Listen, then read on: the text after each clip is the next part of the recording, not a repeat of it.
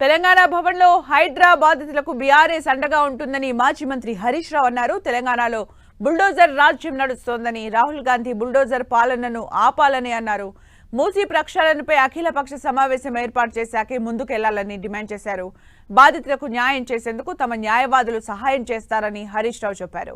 హైడ్రా కూల్చివేతలతో మనోవేదనకు గురవుతున్నామని పలువురు బాధితులు తెలంగాణ భవన్ కు క్యూ కట్టారు. రాజేంద్రనగర్ నియోజకవర్గ పరిధిలోని వారు బీఆర్ఎస్ నాయకులకు తమ గోడు చెప్పుకునేందుకు తెలంగాణ భవన్ కు వెళ్లారు. ఉమ్మడి ఆంధ్రప్రదేశ్లోనే తమకు నిర్మాణానికి సంబంధించిన అన్ని పర్మిషన్లు ఇచ్చారని, ఇప్పుడు కూల్ చేస్తామనడం సరికాదన్నారు.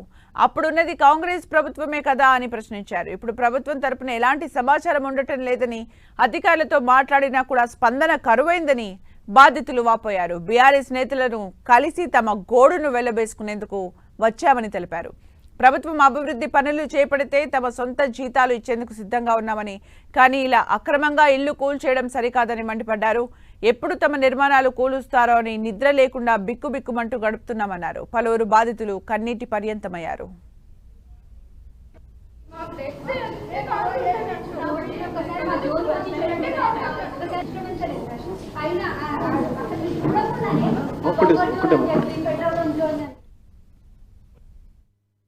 పేద ప్రజల కన్నీళ్ల మీద అభివృద్ధి జరగకూడదు. అభివృద్ధి అనేది ప్రజలకు మేలు చేసే విధంగా ఉండాలి, పేదలకు సహాయం చేసే విధంగా ఉండాలి. కానీ పేదల ఉసురు పోసుకునే విధంగా వాళ్ళు. నేను ఒక అమ్మ చనిపోయినట్టుగా పేపర్లు చదివాను. సో ఆ అమ్మ పాపం 3 బిడ్డలకు ఇల్లు కట్టించిందంట, పెళ్లిళ్ళు చేసింది.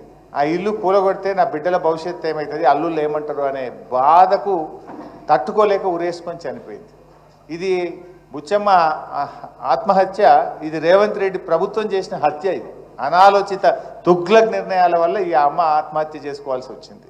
ఇంకొక చెల్లె కూడా గుండెపోటుతో చనిపోయింది. ఇల్లు కూలగొడితే అన్న వాళ్ళ ఇంటికి పోయి అక్కడ ఉండి గుండెపోటుతో ఒక అమ్మాయి చనిపోయినట్టుగా కూడా పేపర్లో చదివాము.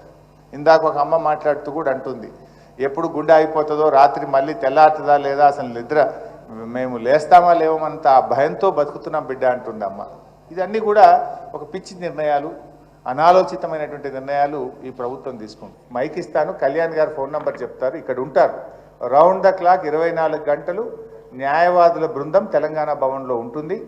మీకు ఎందుకంటే ఒక్కొక్కరిగా మీరు వెళ్ళి కేసులు వేయాలంటే వేయలేరు, మీకు అనుభవం తక్కువ ఉంటుంది. తప్పకుండా న్యాయపరంగా హైకోర్టు నుంచి రక్షణ కల్పించడానికి మా న్యాయవాదుల బృందం మీకు పూర్తిగా సహకరిస్తుంది.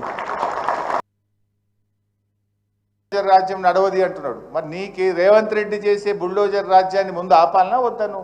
నువ్వు ఆపకుండా మహారాష్ట్రలో, హర్యానాలో, జార్ఖండ్లో పోయి నువ్వు ఉపన్యాసాలు ఇస్తే ప్రజలు నిన్ను ఎట్లా నమ్మాలి, ఏ విధంగా నమ్ముతారు? నువ్వు ఆపు, ముందు తెలంగాణలో బుల్డోజర్ రాజ్యాన్ని ఆపు, ఈ అన్యాయాన్ని ఆపు, ఈ పేదల కష్టాలని ఆపాలని చెప్పి నేను రాహుల్ గాంధీ గారిని కూడా ఈరోజు ఇక్కడ నుంచి డిమాండ్ చేయడం జరుగుతూ ఉంది.